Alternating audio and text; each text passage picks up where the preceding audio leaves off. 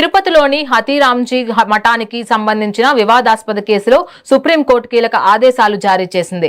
మఠాధిపతి అర్జున్ దాస్ పై వచ్చిన ఆరోపణలపై సమగ్ర విచారణ నిర్వహించి ఏడాదిలోపు నివేదిక సమర్పించాలని ఆదేశించింది. ఈ కేసులో గతంలో హైకోర్టు ఇచ్చిన తీర్పును సుప్రీంకోర్టు రద్దు చేసింది. అలాగే విచారణ పూర్తయ్యే వరకు అర్జున్ దాస్ కు మఠాధిపతి హోదా కొనసాగుతుందని స్పష్టం చేసింది. ఆరోపణలపై విచారణ కోసం రిటైర్డ్ జడ్జి వడ్డేపల్లి రామారావు ఆధ్వర్యంలో ప్రత్యేక విచారణ కమిటీని ఏర్పాటు చేసింది. మరోవైపు మఠం ఆస్తుల పరిరక్షణ పర్యవేక్షణ కోసం జస్టిస్ దుప్పల వెంకటరమణ నేతృత్వంలో ప్రత్యేక కమిటీని నియమించింది. మఠానికి చెందిన అన్ని ఆస్తులు పూర్తి జాబితాను సిద్ధం చేసి వాటి రక్షణకు అవసరమైన చర్యలు చేపట్టాలని కమిటీకి సుప్రీంకోర్టు ఆదేశించింది.